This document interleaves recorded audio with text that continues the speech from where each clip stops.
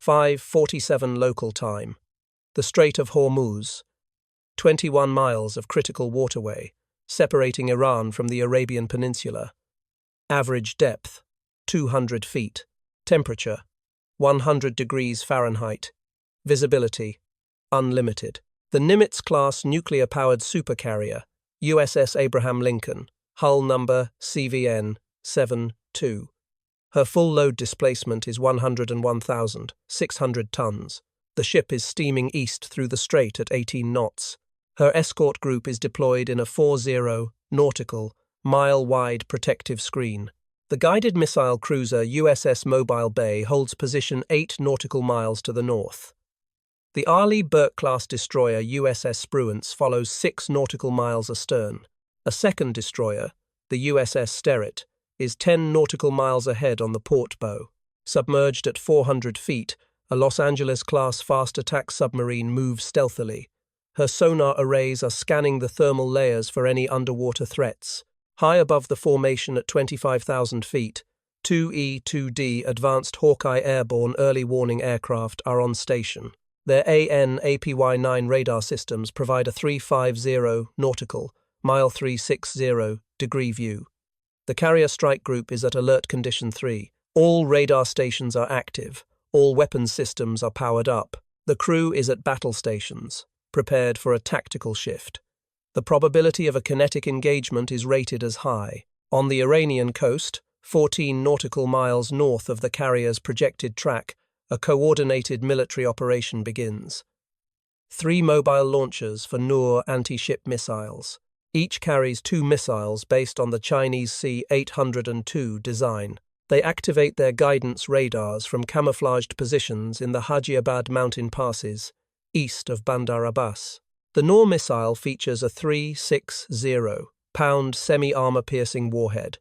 During its cruise phase, it travels at Mach 0.9, just 65 feet above the water. Its active radar homing seeker locks onto targets at a range of 25 miles. Simultaneously, 22 fast attack craft sortie from 3 different harbors along the Iranian coast. This group includes Paykap-class missile boats and Bavar, 2 ground effect vehicles. They head south at speeds exceeding 45 knots. Their tactical objective is to breach the strike group's outer perimeter through a saturated, multi-axis swarm attack. Meanwhile, 50 miles inland, 4 Fateh 110 tactical ballistic missiles are brought to firing status. The Fateh 110 carries a 1,000-pound warhead over a range of 185 miles, with a circular error probable of 100 meters. This is a coordinated, multi-domain attack designed to overwhelm air defenses. The goal is to strike the USS Abraham Lincoln from 3 directions simultaneously. The plan utilizes low-flying cruise missiles from the north, a swarm of fast boats from the northeast and northwest, and ballistic missiles attacking from a high-angle trajectory from above. The attacker's calculus relies on the inability of any single defense system to intercept all 3 threat types at once. This tactical theory is about to be tested in the real world. At 5:51, the E-2D Hawkeye, callsign Sierra 1, detects the first anomaly. 3 radar contacts appear on the Iranian coast, bearing 015 from the carrier. Range, 16 miles. The objects quickly accelerate to over 300 knots and drop to an altitude of less than 160 feet. The Combat Direction Center aboard the USS Abraham Lincoln receives the target data via link 16 inches just 1.4 seconds. The Tactical Action Officer classifies the contacts as hostile anti-ship cruise missiles. The targets are on an attack profile. The classification process takes 3 seconds. At 5:51 and 22 seconds, the commanding officer of the USS Abraham Lincoln issues the order to engage all inbound threats. General quarters is sounded over the 1MC. The alarm echoes across the 4, 5 acre flight deck and through the 25 lower decks. The strike group transitions from Condition 3 to full battle readiness in 97 seconds. The USS Mobile Bay is the first to respond. Her AN/SPY 1B phased array radar locks onto the 3 NOR missiles at 13 miles. At 5:51 and 41 seconds, SM-2 Block 3A interceptors roar out of the forward Mk-41 vertical launch system. They utilize semi-active radar guidance for the mid-course, switching to active terminal homing for the kill. The first SM-2 intercepts the lead NOR missile at a range of 8 miles and an altitude of 60 feet. The kill is confirmed as the track disappears from the scopes. The second SM-2 obliterates the second target at 7.8 miles. The third NOR missile continues its approach. The USS Sterett, positioned ahead of the carrier, launches a RIM 162 ESSM at 5:52 and 08 seconds. Traveling at Mach 4, the ESSM closes the distance in 6.2 seconds. Its blast fragmentation warhead detonates within 10 feet of the inbound missile. The third target is destroyed over the water, 5.8 miles from the USS Abraham Lincoln. 3 cruise missiles launched, 3 targets destroyed. The time from detection to final intercept was 47 seconds. However, the engagement is far from over. At 5:52, the strike group's sensor network detects 22 surface contacts simultaneously. They are closing from the northeast and northwest at speeds between 40 and 52 knots. The fast attack craft are divided into 3 groups. The largest group of 10 boats approaches from bearing 035. A second group of 7 closes from 340. A third group of 5 attempts a flanking maneuver from 070. This dispersed formation is intended to saturate the targeting systems. The attacker's goal is to present too many targets at once. The carrier group's response is layered. At 5:53, 2F, A, 18F. Super Hornets from VFA 213, the Black Lions, receive targeting data from the E-2D. Already on combat air patrol, they dive to attack from 15,000 feet. Each aircraft carries 4 AGM, 114 Hellfire missiles and a full load for their 20mm cannons. The lead Super Hornet strikes the northeast group first. He ripple fires 2 Hellfires from a range of 5 miles. The first missile slams into a Paycarp-class boat amidships. It triggers the onboard missile magazine, causing a secondary explosion that hurls debris 600 feet into the air. The second Hellfire scores a direct hit on a Bavar. 2. The wingman engages the northwest group. Within a 1-2 second firing window, direct hits are recorded on 2 more fast boats.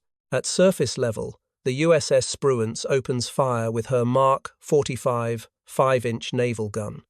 At a rate of 20 rounds per minute, she engages the nearest group at a range of 10 miles. Her Mk-171 GPS-guided rounds saturate the northeast formation with surgical precision. Within 90 seconds, 3 boats take direct hits.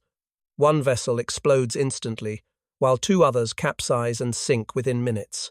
Simultaneously, the point defense systems on the USS Abraham Lincoln herself are activated. 2 Mark 15 Phalanx CIWS mounts lock onto the closest targets. Their 20mm Gatling guns are capable of 4,500 rounds per minute, a Paycarp-class boat that breached the 2. The target is shredded after a 2-second burst. The USS Mobile Bay and USS Sterett add their 5-inch guns to the fight. They create overlapping fire sectors, effectively blocking all surface approach corridors. The remaining attack boats, numbering fewer than 10, begin evasive maneuvers. 6 vessels break off the attack and retreat north at flank speed. 4 boats continue to close. At 5:56, 2 more A-18F Super Hornets are launched from the USS Abraham Lincoln. They blast off the forward catapults at 165 knots and reach 5,000 feet in under 30 seconds. The fighters arrive on station within 3 minutes and engage the remaining targets. The last attack boat is neutralized at 6-1, 7.2 nautical miles from the carrier. Of the 6 retreating vessels, 4 are tracked by the submarine's sensors. They are allowed to leave the battle space unmolested. This tactical decision is based on the current situation. Destroying retreating forces provides no added defensive value. The strike group's priority immediately shifts to the third and most dangerous threat vector, At 5:54, the AN/SPY 6V1 radar aboard the USS Sterett detects 4 ballistic objects at an altitude of 150,000 feet. The objects are descending on trajectories typical of short-range ballistic missiles. Their launch points are 50 miles inland. The impact point algorithms show the missiles will reach the carrier's position in 114 seconds. The Fateh 110S enter their terminal dive at Mach 3.5, screaming toward the water at a 60-degree angle. This is one of the most difficult intercept scenarios for any naval air defense system. A maneuvering ballistic target in its terminal phase leaves only seconds for a response. The Aegis system on the USS Sterett initiates the high-priority threat protocol. 2 SM-3 Block 2A interceptors launch from the Mk-41 cells at 5:54 and 18 seconds. The SM-3 is a kinetic kill vehicle, carrying no explosives. It destroys its target through the sheer kinetic energy of a direct physical impact at a closing speed exceeding Mach 10. The first SM-3 acquires the lead Fateh 110 at an altitude of 100,000 feet. The direct hit disintegrates the enemy warhead and airframe into a cloud of debris. The second SM-3 intercepts its target at 90,000 feet. 2 successful intercepts are confirmed within 11 seconds. The USS Mobile Bay engages the remaining 2 ballistic missiles with SM-6 dual-mode missiles. These combine surface-to-air capabilities with an active radar seeker and are specifically designed to kill ballistic targets in the terminal phase. The first SM-6 records an intercept at 60,000 feet. The final Fateh 110 is destroyed at 50,000 feet directly over the strike group. The debris field scatters safely over a 1 square mile area in the open ocean. 4 ballistic missiles launched, all 4 intercepted. The time from detection to final kill was 82 seconds. The total duration of the engagement, from the first cruise missile detection to the last ballistic intercept, was 10 minutes and 14 seconds. At 6:1, for the first time since 5:51, the tactical displays on the USS Abraham Lincoln are clear of inbound threats. Surface data confirms no enemy vessels within 30 nautical miles. The carrier strike group maintains its full combat posture and continues its transit at 18 knots. There is no deviation from the course and no reduction in speed. The USS Abraham Lincoln clears the narrowest part of the Strait of Hormuz at 6:18, exactly on schedule. Astern of the group, debris fields and oil slicks mark the graves of 14 fast attack boats. Combat air patrol fighters continue their overwatch. Submerged, the fast attack sub maintains her silent vigil. The engagement statistics tell the story of the system's efficiency.